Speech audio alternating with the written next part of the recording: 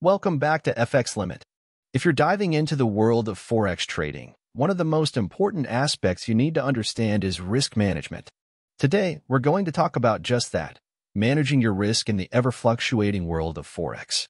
So, let's dive in, shall we? First off, let's get one thing straight. Every investment and trade you make carries a certain level of risk. There's no such thing as a risk-free trade, even in the world of Forex. But the key is not to avoid risk altogether. It's to manage it effectively. Start by understanding the basics, position size.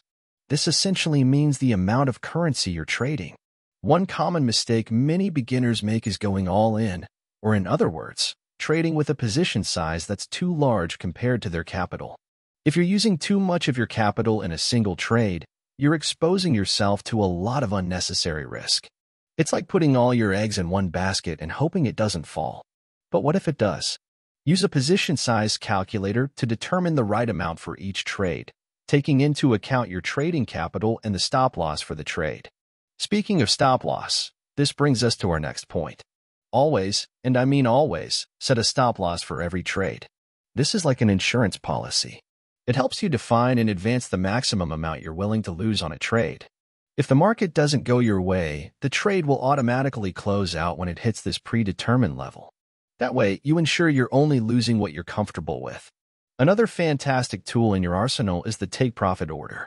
While a stop loss limits your downside, a take profit does the opposite. It closes your position once the price reaches a level where you're satisfied with the profit. This can prevent those moments of greed where you might hold onto a trade longer than you should, hoping for just a little more profit. Now, let's talk about something called leverage. It's a double-edged sword. Leverage allows you to control a larger position with a relatively small amount of capital. This can amplify your profits, but remember, it can also amplify your losses. As a beginner, it's crucial to use leverage wisely and not get carried away. Keep in mind that just because you can trade with high leverage doesn't mean you should. Diversification is another crucial aspect of risk management. Don't place all your capital on one currency pair or trading strategy.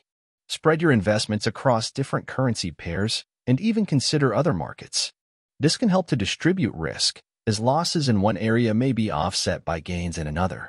Lastly, and perhaps most importantly, always have a trading plan.